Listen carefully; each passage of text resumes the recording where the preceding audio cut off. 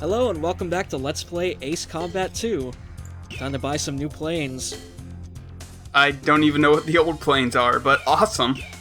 Yeah. Oh well, we bought really the only one we need for this point in the game, the F-18. Okay. I have no idea what any of this game is, aside from the fact that it's planes. Hydraulic power plant. We need you to take over the hydraulic power plant facility located in a secluded spot in the mountains. Tackle this operation in the same way you attack the enemy arms production base without damaging the base itself. You must now concentrate your force in attacking the enemy's escort fighter unit and their attack facilities. Target: the power plant defense units. There are many enemy fighters guarding the plant, and there seem to be a large number of anti-aircraft weapons positioned around the base. In this operation, you will face heavy resistance from both air and ground. Give it your best. We're counting on your safe return.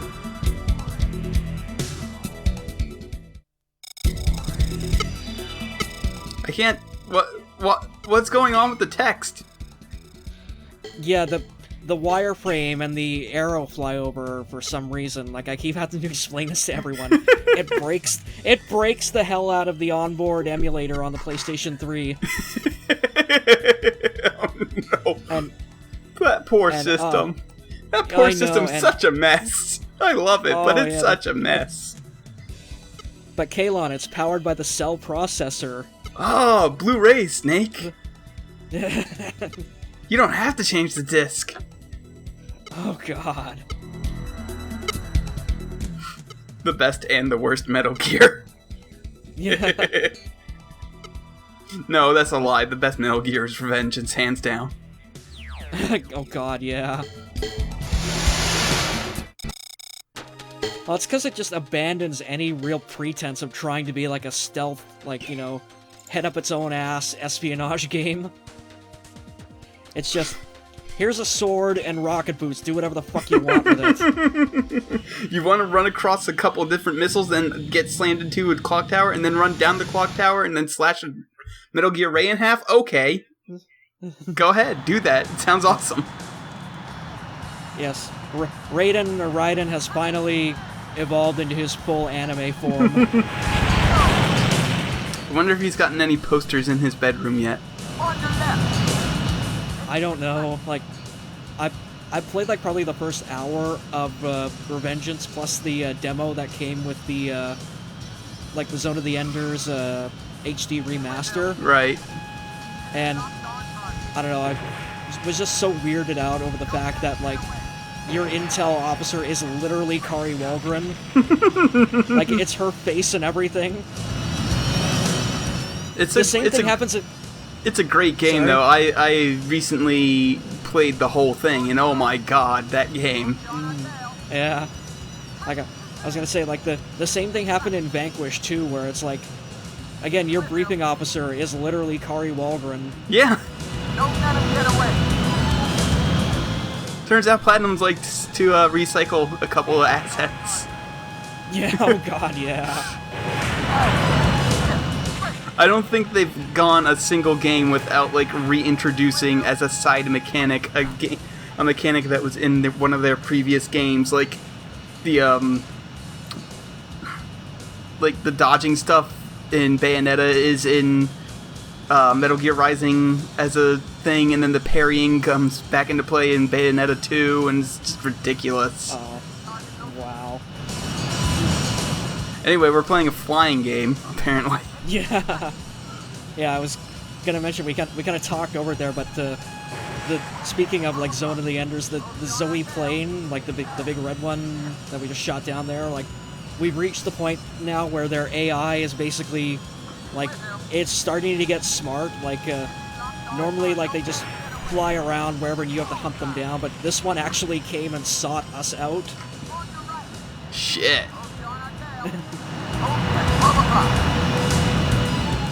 Yeah, like, this is the last mission before, like, the game sort of breaks in two for a little bit and you go down one path or the other. So, like, the game's AI is, like, starting to finally become a bit of a credible threat here. I noticed that even like, well, not in terms of video games, but in terms of real life, this would be like an extremely like close range battle, because from what I hear, if a plane gets within a mile of another plane, that's like firing into the whites of their eyes. Pretty much, yeah. Especially like given the speeds at which planes operate. Yeah. But of course, this is just a silly PlayStation 1 game, so of course we're going really slow, and Yeah, like, I know they're, like, the series has gotten so much better over the years, but there are still, like, elements that never really crawled out of, like, the arcade style that the game was sort of built and born out of. yeah.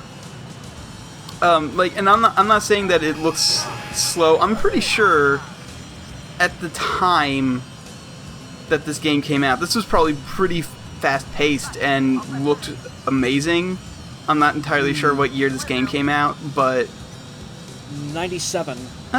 yeah, I mean, in 97, Final Fantasy VII also came out. This looks exceptionally better than Final Fantasy VII. Yeah, like, I've said this over in, like, a couple of other commentaries, but, like, the game I compare it to is, like, the first 3 Armored Cores. In terms of, like, the stuff it was doing with actual 3D graphics at the time. Yeah. Rather than, yeah, like, stuff like 7 where it was, like, full 3D for the battles, and then just small, tiny polygon blobs over pre-rendered, like, basically JPEGs almost. Mm-hmm. And then, like, oh my god, those character models look so bad. Not even, yeah, like, those, I can't believe that those even ever looked good, ever. No, like, I think they were trying to go for, like, a sort of 3-dimensional versions of, like, the Final Fantasy, like, 4, 5, 6 style character models. Yeah, and it just doesn't look good at all. But yeah, like, some of the folks in, like, my Discord group, like, Artix and them, like, they were posting, like, cosplay pictures of, like, people who were actually cosplaying as the polygon models from Final Fantasy VII. It looks so good. I love low poly, count, cloud. Oh. I know.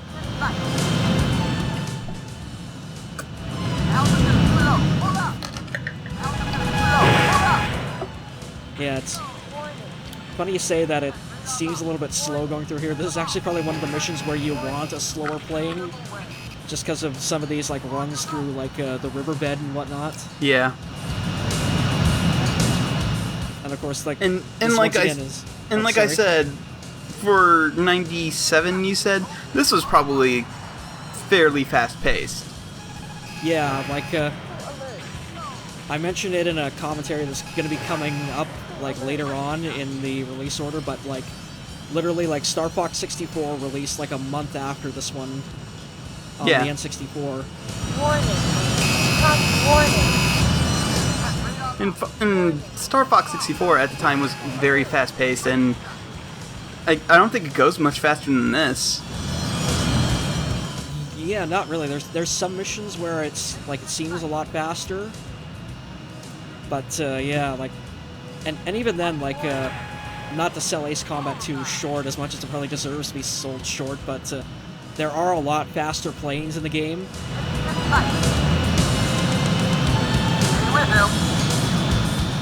Like,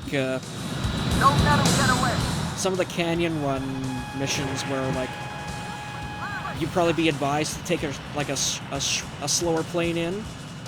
Like, I've taken fast planes through there, and, like, it's just, like, your thumb is just, like, almost sort of vibrating on the control stick in terms of, like, how quickly you have to make decisions going left, right, up, down, like, oh, fuck, don't crash.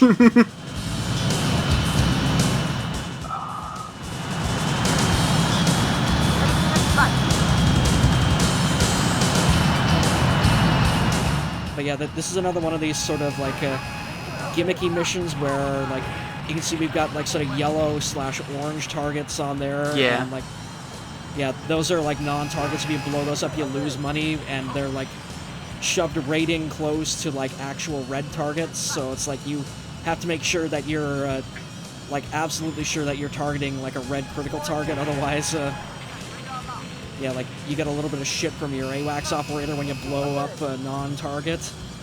Look, it was just sitting there begging for me to destroy it, okay?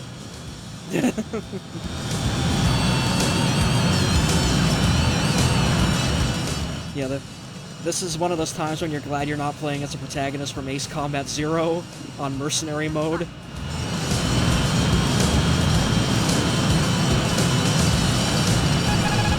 I forget, were there Ace Combat games, like, set in World War II and stuff? Yes and no. The same, like, production team, Project Aces, made a game set in World War II, but it's not set in the Ace Combat universe, though. It was called Skycrawlers. Yeah. Okay. And, like, there was, like, either, like, an anime series or an anime movie that it was either based off of, or the anime was based off the game or something. I've never actually seen it or the game itself, but I've had a lot of people in the comments, like, recommend it to me. And, of course, it'd be another purchase to justify the existence of my Wii. Oh, and, the like, Wii. Yeah. Oh, yeah, the Wii. You and I have quite a bit of experience with interesting Wii games. Cough. Force Unleashed 2, cough. Yeah. Yeah. Oh, it's hilarious how low quality, like, the Wii version of FU2 is compared to, like, even just, like, the regular console versions. Yeah. And I haven't been in a couple of videos, but didn't Simon say he actually kind of prefers that version to the... Yeah. Triss said he preferred it too, and I'm going like, what the fuck?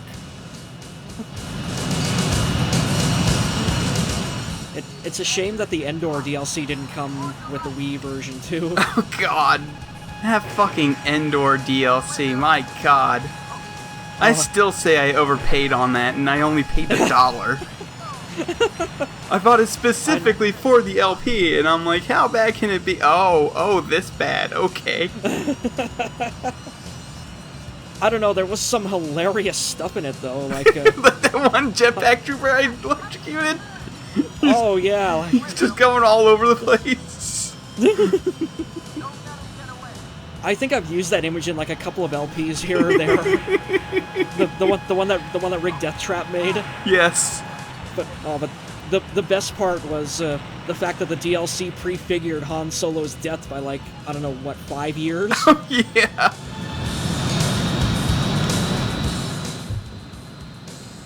And, like... Turns out Skykiller was Kylo Ren all along. Oh, God. Well, they're practically the same character. Essentially. Like... I'm sad that LPFWA didn't go on for, like, longer than it did. Because, like, I love how basically, like, poor Starkiller and Palpatine were, like, just the ultimate master bitch sort of pairing. And then at the very end, like, Starkiller leads, like, a 3-on-1 rebellion against Palpatine. Yeah. Oh, that was great. Oh, this even shows your... Okay. Yeah, it's a sort of sparse version of the stuff they do in the later games where you actually have, like, the three-dimensional map and, like, the arrow showing your flight path all around. They took out the awesome explosions, though, and I will never stop bitching about that.